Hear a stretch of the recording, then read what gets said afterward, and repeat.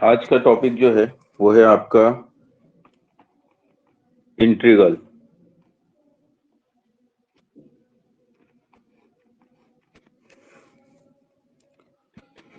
अगर हम इंटीग्रल को बात करते हैं तो इंटीग्रल या इंटीग्रेशंस को हम बोल सकते हैं it is a inverse of differentiation.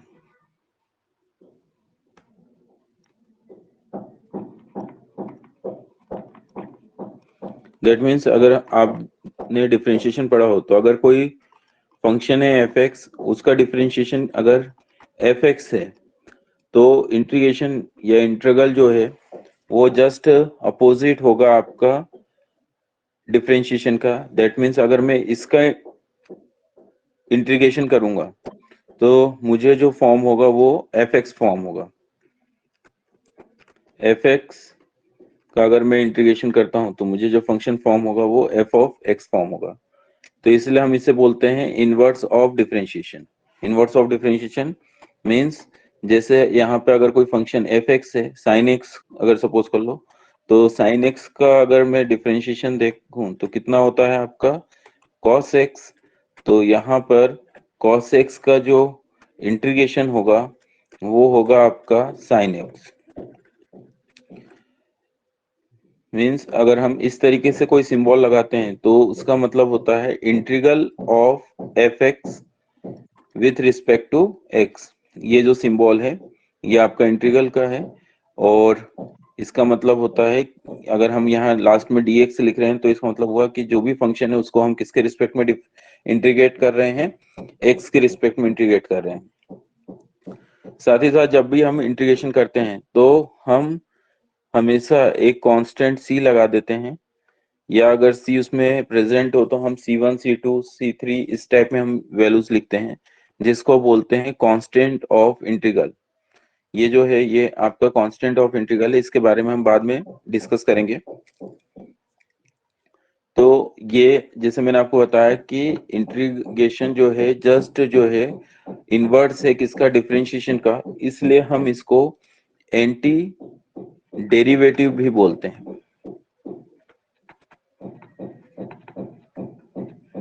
इसको हम एंटी डेरिवेटिव भी बोलते हैं। बेसिकली जो इंटीग्रेशन स्टार्ट हुआ था वो एरिया फाइंड आउट करने के लिए आपका हुआ था। अगर कोई एक्सिस आपको गिवन है, जैसे सपोज कर लो ये एक्स एक्सिस है और ये आपके वाई एक्सिस है और इसमें कोई फंक्शन आपको गिवन है, तो विद इन लिमिट जैसे ये एक्स इक्वल टू ए है और ये एक्स इक्वल टू बी है और इसके बीच में अगर आपको कोई एरिया फाइंड आउट करना है तो आप क्या करते हैं, एफ एक्स का इंटीग्रेशन कर देते हैं और किस लिमिट के बीच में, ए एंड बी के। तो ये जो एरिया फाइंड आउट करना है तो इसके लिए जो इंटीग्रेशन का हमने क्या करा था, इनिशियल तौर पे यूज करा था। फिर उसके बाद हमने देखा कि ये जो है वो जस्ट क्या है आपका एंटी डेरिवेटिव है, मतलब डिफरेंशिएशन का जो है अपोजिट है। तो हम इसमें इसलिए इसको हम क्या बोलते हैं, एंटी डेरिवेटिव भी बोलते हैं।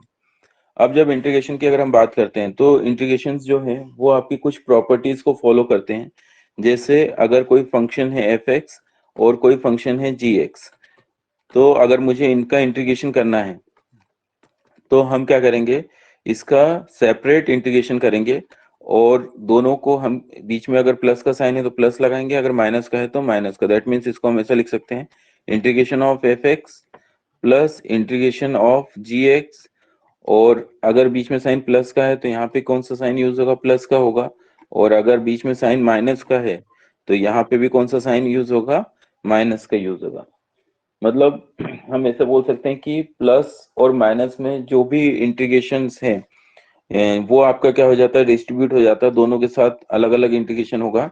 और उनका जो एडिशन है तो बीच में एडिशन का प्लस का साइन लगाएंगे, माइनस है तो माइनस का साइन लगाएंगे। सेकेंड जो इसकी प्रॉपर्टी है, अगर कोई कोफिशिएंट है एफ एक्स के साथ, तो जैसे डिफरेंशिएशन में हम कोफिशिएंट को बाहर निकाल देते थे और फंक्शन का हम डिफरेंशिएशन करते थे, वैसे ही सिमिलर यहाँ पे भी आपका होगा। जो भी कांस्टेंट टर्म है वो बाहर आ जाएगा, सो कोफिशिएंट टर्म में बाहर आ जाएगा और आप जो है किसका इंटीग्रेशन करेंगे, एफ एक्स का इंटीग्रेशन करेंगे। नेक्स्ट जो प्रॉपर्टी है वो आपका है कि अगर कोई कांस्टेंट टर्म है तो कांस्टेंट का जो डिफरेंशिएशन होता है वो हमें इंटीग्रेशन होता है वो होता है c इंटू एक्स। मतलब कांस्टेंट का जो इंटीग्रेशन होगा वो आपका x उसके साथ मल्टीपल में आ जाता है। अगर आप इंटीग्रेशन कर रहे हैं तो आपको कुछ फॉर्मूले याद होने चाहिए, तब आप इंटीग्रेशन का बहुत अच्छे तरीके से क्वेश्चन सॉल्व कर सकते हो। जैसे आपने देखा होगा कि अगर x की पावर n का डिफरेंशिएशन हम करते हैं तो x की पावर n का डिफरेंशिएशन क्या होगा, n x की पावर में n माइनस वन। तो मैंने आपको बता रखा है कि इंटीग्रेशन जो है जस्ट अपोजिट है, मतलब इसका अगर हम क्या करते हैं इंटीग्रेशन करते हैं तो हमें जो मिलेगा वो क्या फॉर्म होगा, x की पावर n। स्टार्टिंग में बेसिक मैंने यहीं से स्टार्ट करा था, तो इस कंडीशन में n x की पावर n माइनस वन का अगर आप इंटीग्रेशन करेंगे तो आपको जो फॉर्म होगा वो क्या होगा, x की पावर n। अब मैंने आपको बताया कि जो कोफिशिएंट होता है वो बाहर आ जाता है, और बाहर अगर यहाँ पे लिखेंगे और इक्वल किधर आता है तो फिर उस कंडीशन में वो क्या हो जाएगा, डिवाइड में। तो x की पावर n माइनस वन का इंटीग्रेशन जो होगा वो क्या होगा, x की पावर n अपॉन में n। अब सपोज करो मैंने यहाँ पे जो n है, क्योंकि यहाँ पे हर बार n माइनस वन जो फॉर्मूले में हमें कहीं ना कहीं प्रॉब्लम क्रिएट करेगा, इसलिए मैंने यहाँ पे n माइनस n को जो है वो मैंने क्या कंसिडर कर रखा है, n प्लस वन। n की प्लेस में मैं क्या पुट कर रहा हूँ, n प्लस वन। जहां पे भी n है वहां पे हम क्या रख रहे हैं, n प्लस वन। तो यहाँ पे भी n प्लस वन आ जाएगा, यहाँ पे भी, और यहाँ पे भी n प्लस वन आ जाएगा। तो इससे जो आपका फॉर्मूला हो जाएगा वो हो जाएगा n plus one minus one D x equal हो जाएगा x की पावर में n प्लस वन। यहाँ पे भी क्या आ जाएगा, अपॉन में n प्लस वन, प्लस का माइनस का कैंसिल।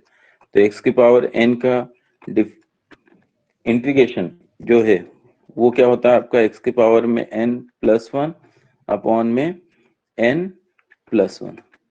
और साथ ही साथ हम इसमें कांस्टेंट क्या लगा देते हैं, c। कांस्टेंट लगाने का रीजन ये है, जैसे सपोज करिए हमने x की पावर 4 का डिफरेंशिएशन देखा, तो x की पावर 4 का डिफरेंशिएशन होगा 4 x की पावर में 3, क्योंकि इस डिफरेंशिएशन में फॉर्मूला क्या होता है, n माइनस वन। जो भी पावर में रहता है वो आगे आ जाता है, और पावर में क्या होता है, 1 रिड्यूस हो जाता है। अब फिर मैंने एक और फंक्शन लिया, उसमें मैंने लिखा x की पावर 4 प्लस 9। अब मैं अगर इसका डिफरेंशिएशन करता हूं तो ये क्या होगा, 4 x की पावर 3। तो मैंने आपको बताया कि अगर मैं इंटीग्रेशन की बात करूं तो ये जस्ट क्या है, अपोजिट है, इनवर्स है किसका, आपका डिफरेंशिएशन का। तो इस कंडीशन में 4x की पावर 3 का अगर मैं इंटीग्रेशन करता हूं तो मुझे क्या मिलेगा, x की पावर 4 इस वाले कंडीशन के अकॉर्डिंग। और अगर इसको देखें तो यहाँ पे क्या आना चाहिए, x की पावर 4 प्लस 9। तो इस वजह से यहाँ पे कुछ कांस्टेंट हो भी सकता है, तो हम इसलिए यहाँ पे हम क्या कंसीडर कर लेते हैं, कांस्टेंट कंसीडर कर लेते हैं c, जिसको हम क्या बोलते हैं, कांस्टेंट ऑफ इंटीग्रल। अब इस कांस्टेंट की वैल्यूज डिफरेंट कंडीशंस के अकॉर्डिंग 0 भी हो सकती है, और 9 भी हो सकती है, 1 भी हो सकता है, 2 भी, कोई भी कांस्टेंट वैल्यूज हो सकती है। तो अगर हम फर्स्ट वाली कंडीशन के अकॉर्डिंग देखें तो इसकी वैल्यू 0 हो जाएगी, तो इसको भी सेटिस्फाई कर जाएगा। और अगर हम 9 सेकंड वाली कंडीशन में देखें तो इसकी वैल्यूज 9 हो जाएगी, तो इस सेकंड वाले को भी सेटिस्फाई कर जाएगा। तो इस रीजन से कि डिफरेंशिएशन में जो है कांस्टेंट का 0 होता है, और वो इंटीग्रेशन से अपोजिट होने पे अगर हम देखें तो वो c की वैल्यू 0 भी हो सकती है, 9 1 2 3, तो हमारी वो कंडीशन को सेटिस्फाई कर सके, इसलिए हम हमेशा जब भी इंटीग्रेशन करते हैं तो कांस्टेंट में क्या लिखते हैं, c लिखते हैं।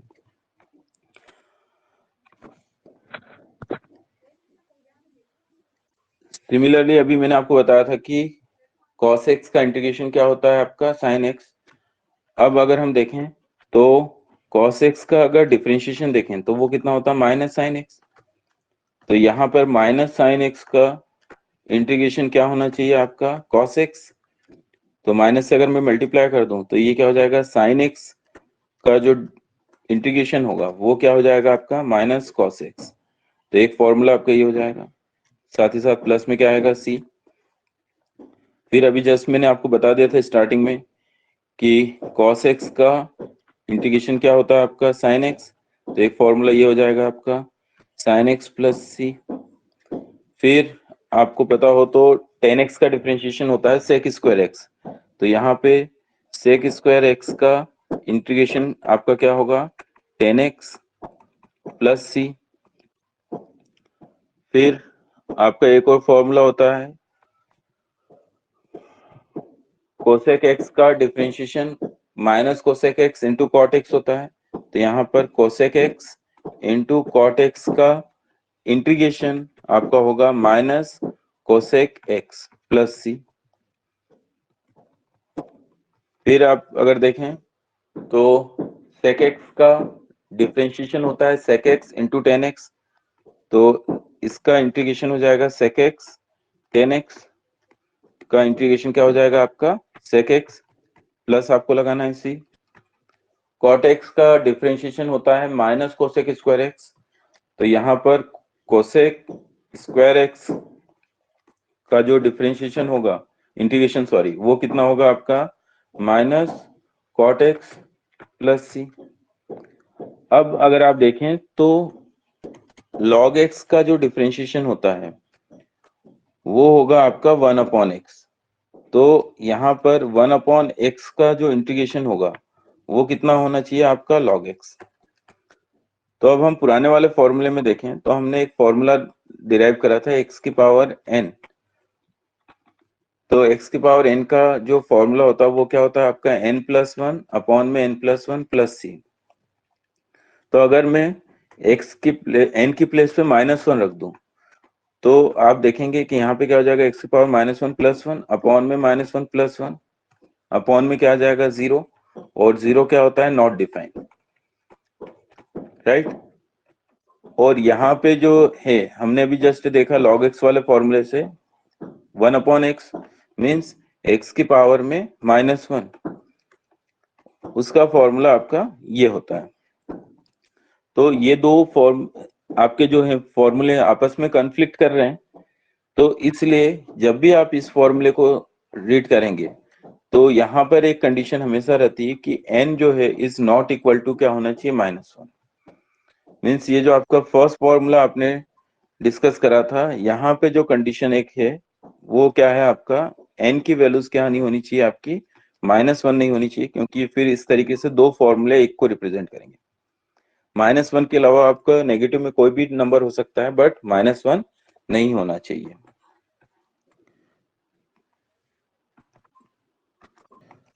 तो इस तरीके से आपके बुक में ये सारे इंटीग्रेशंस के फॉर्मूले दिए हुए हैं। एक्स की पावर एन का डिफरेंशिएशन एन प्लस वन का डिफरेंशिएशन ये होता है, तो आपको यहाँ पे फॉर्मूला दिया हुआ है एक्स की पावर एन का इंटीग्रेशन जो है वो क्या है आपका एक्स की पावर में एन प्लस वन अपॉन में एन प्लस वन प्लस सी, जहां पर एन की वैल्यू जो है इज नॉट इक्वल टू क्या है माइनस वन। फिर मैंने आपको बता रखा था कि कांस्टेंट अगर है तो कांस्टेंट का जो इंटीग्रेशन होता है वो क्या होता है आपका सी एक्स होता है। तो अगर हम यहाँ पे बात करें वन, कोई भी अगर वन है वन का इंटीग्रेशन अगर आपको करना है तो वन का इंटीग्रेशन क्या होता है एक्स, रीजन क्योंकि अगर आप एक्स का डिफरेंशिएशन करोगे तो एक्स का डिफरेंशिएशन कितना होता है वन होता है, तो इसलिए यहाँ पे जो कांस्टेंट है उसका इंटीग्रेशन क्या हो जाता है सी एक्स, और वन का इंटीग्रेशन क्या हो जाता है एक्स और कांस्टेंट हम सी लगाएंगे। कॉस एक्स का sine x plus C, sine x का माइनस कॉस एक्स, जैसा मैंने आपको बता रखा था सेक स्क्वायर एक्स का tan x, cosec square x का minus cot x, sec x tan x का इंटीग्रेशन सेक एक्स होता है, कोसेक एक्स का माइनस कोसेक एक्स होता है। फिर आप लोगों ने पढ़ा होगा कि अगर हम साइन इनवर्स एक्स का इंटीग्रेशन करते हैं तो आपका साइन इनवर्स सॉरी डिफरेंशिएशन करते हैं तो क्या होता है आपका वन अपॉन अंडर रूट में वन माइनस एक्स स्क्वायर, तो यहाँ पर जो है वन अपॉन अंडर रूट में वन माइनस एक्स स्क्वायर का इंटीग्रेशन जो होगा वो साइन इनवर्स एक्स हो जाएगा। कॉस इनवर्स का क्या होता था माइनस वन अपॉन, तो माइनस से अगर आप इस तरफ मल्टीप्लाई कर दें तो सेम वही फंक्शन का इंटीग्रेशन क्या होगा आपका minus cos x cos inverse x भी हो सकता है। फिर अगर आप देखें तो टेन इनवर्स एक्स का डिफरेंशिएशन होता था one upon one plus x square, तो यहाँ पे one upon one plus x square का इंटीग्रेशन टेन इनवर्स एक्स होगा, उसमें माइनस अगर आ जाता था तो कॉट इनवर्स हो जाता था, तो इसका सेम वही फंक्शन आपका किस में आ जाएगा आपका माइनस कॉट इनवर्स एक्स में हो जाएगा।